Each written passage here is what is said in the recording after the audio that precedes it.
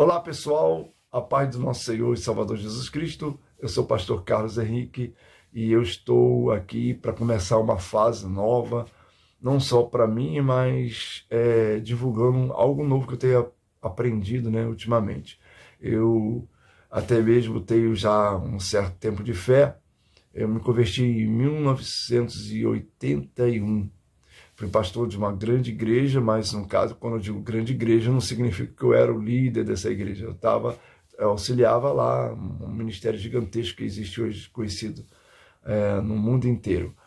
Então, mas hoje em dia, eu não estou lá, lógico, mas eu tenho aprendido, uma fase nova, tenho entrado numa fase nova praticamente, e tenho entendido um pouquinho mais a respeito da graça, da graça de Deus.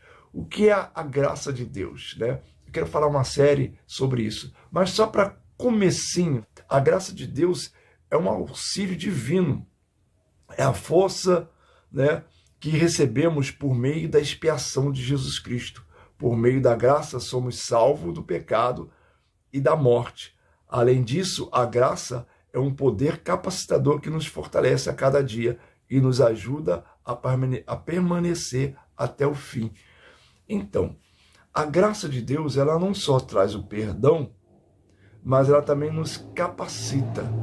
Eu sei que muita gente vai dizer assim, pode até dizer, pastor, isso eu já sei, já conheço muito sobre isso. Então, eu também conheci a graça de Deus desde o início. Até mesmo pensava que conhecia muito mais, na verdade, sem querer, gente, não estou falando que é por maldade, por má intenção, mas muitos pastores, muitas igrejas grandes, pastores famosos, eles às vezes passam para a gente, eu como eu também passei para outras pessoas, a gente passa o esforço próprio, a lei, um monte de coisas, sem a pessoa perceber.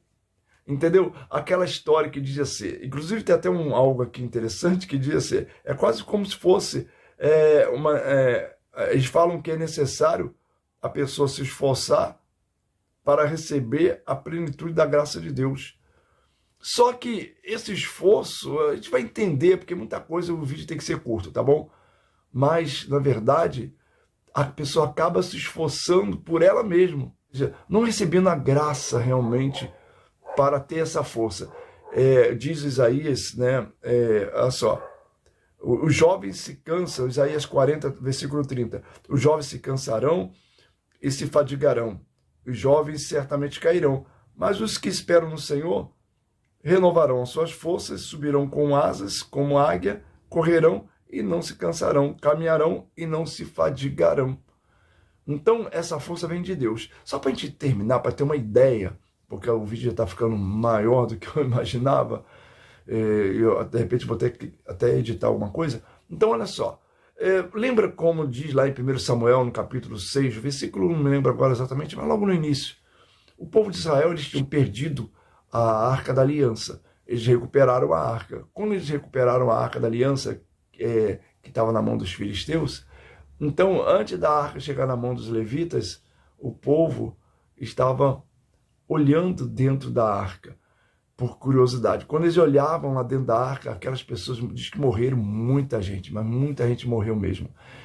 Então, significa o seguinte, eu entendo isso o seguinte, hoje, a arca da aliança, em cima ficava o propiciatório, onde derramava-se o sangue do cordeiro, onde representa a misericórdia de Deus, o perdão, a graça de Deus sobre a gente.